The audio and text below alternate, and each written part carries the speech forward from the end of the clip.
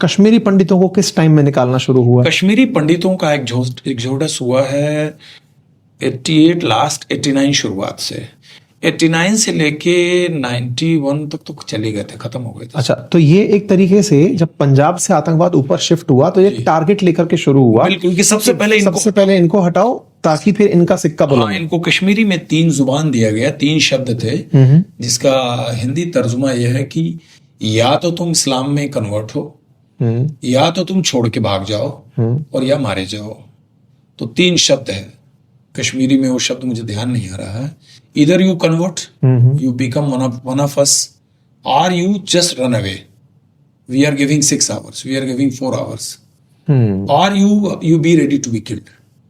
ये 3 नारा दिया गया। तो उसमें घर द्वार, संपत्ति, कपड़ा लत्ता छोड़ के, किसी को जोंगा मिला, किसी को टाटा सूमो मिली, कोई अपने रिश्तेदार ब्यूरोक्रेट से कह के कोई गाड़ी मंगाया, कोई किसी का पुलिस में जानने वाला। मतलब लोगों ने रातों रात कश्मीर से कैसे भागे।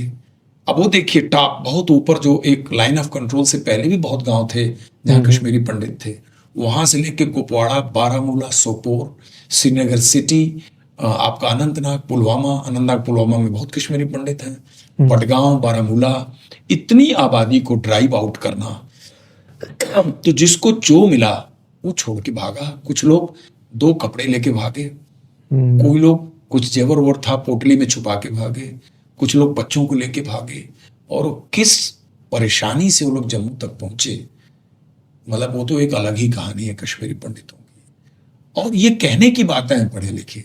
मेडिकल कॉलेजों से जो कश्मीरी पंडित डॉक्टर्स थे, उनको डॉक्टरों ने ही भगा दिया।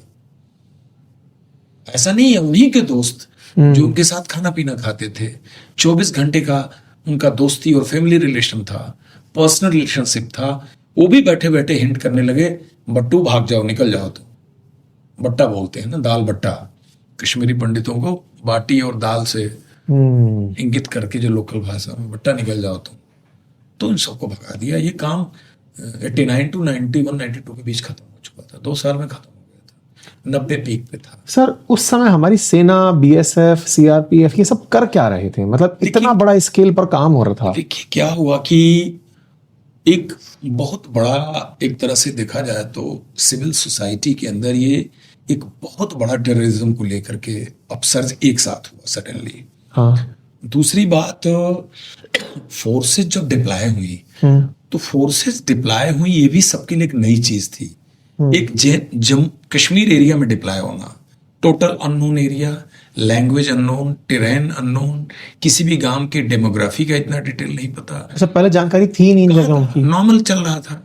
Surrendered militant, killed militant, sympathiser, hostile militants, उनके रिलेटिव्स, उनके मोडस ऑपरेंडी, इनके क्राइम करने का तरीका, इनके लिंकेजेस, इनके क्या आपस में संबंध है, ये चीज जानने में टाइम लगा। तब तक एक्सोडस हो चुका था। तो देखा जाए तो नुकसान पहले हो गया। और ये भी हो सकता है कि उस समय इन चीजों को रोकने के लिए जितने एफर्ट किए जाने चाहिए थे, उसमें भी कोई कमी रही हो। कि 90, 91, 92 के फेज को मैं बहुत बखूबी नहीं जानता एग्जैक्टली क्या हुआ। नेट रिजल्ट तो यही है कि सब लोग भाग गए। नेट रिजल्ट तो यही है, सब लोग खाली कर गए कश्मीर। तो 94 में साउथ कश्मीर में, आज भी पता है, उस भय को आप फील कर सकते हो। मैं अनंतनाग गया हूँ, मैं बहुत सी जगहों पर, पुलवामा, अनंतनाग, सब जगह खुद फिजिकली जाके देखा हूँ। आज भी वो दीवारें डराती हैं। मतलब अगर आप किसी जगह अकेले में हैं तो आपको वादियों में जो फिल्मों में दिखाया गया कि आपको बहुत सुकून महसूस होता है, वो फेथ नहीं आ पाता है।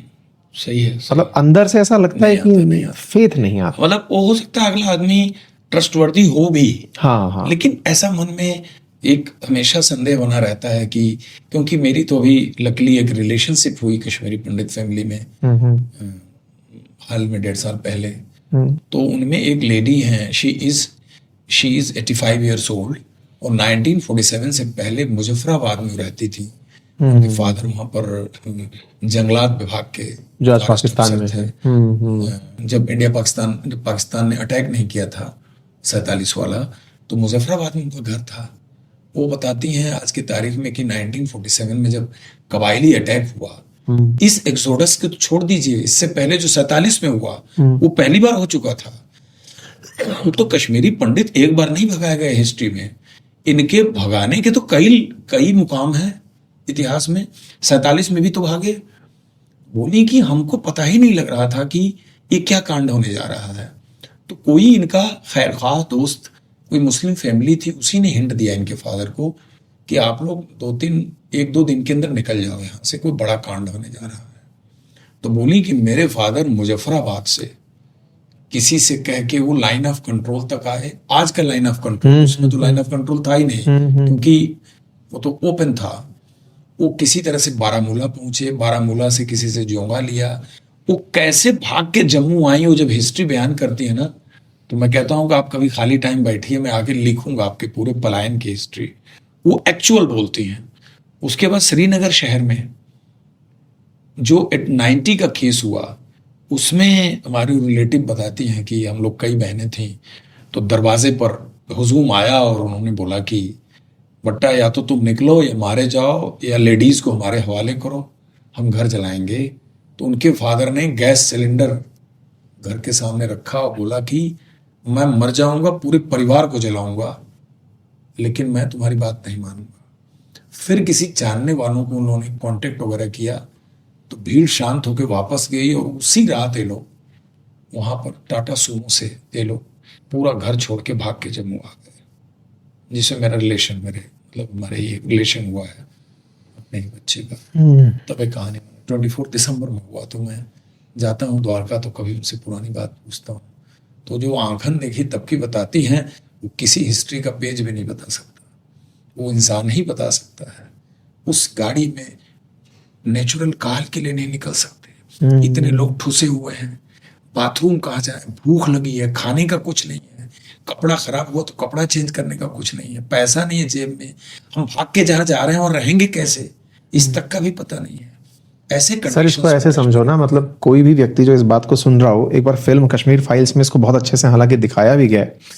आपको और मुझको अगर कोई कल ये आकर कह दे कि आपको ये घर छोड़ना है, आप कहाँ जाओगे, खुद सोच लो, और कुछ नहीं ले जा और ये तो आज के संबंधता में अपन चलो 4 व्हीलर ओन करते हैं, वो सब लोग 4 व्हीलर वाले नहीं थे, थी भी नहीं, गाड़ियां भी नहीं थी, साधन नहीं थे। जानवरों की तरह से डंगरों में बैठ करके लोग गए, जैसे डंगर नहीं बैठते हैं पैर मोड़ करके। उस समय की सड़क श्रीनगर से जम्मू तक की 13 घंटे 14 घंटे यात्रा में टाइम लगता था, और आपको आपके शरीर पे आ रखी बात कि कब कहाँ मार दिए जाओ।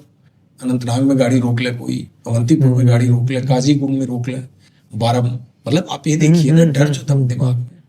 तो ये करते कराते मैंने 94 से 97 का मंजर जो देखा, तब तक इधर वो आपका मौलाना मसूद अजहर, जो कि अफगानिस्तान वार में वो मुजाहिद के साथ वो भी था, उसको पाकिस्तान ने भेजा कश्मीर में कि आप हरकतुल जिहाद इस्लामी, हरकतुल अंसार, हरकतुल मुजाहिदीन, तीनों का जो आपस में कन्फ्लिक्ट चल रहा है, आप इसके समझौते के लिए जाओ, और आप कश्मीर के अंदर ऑपरेशनल कमांड आप हरकतुल अंसार की आप संभालो। ठीक है।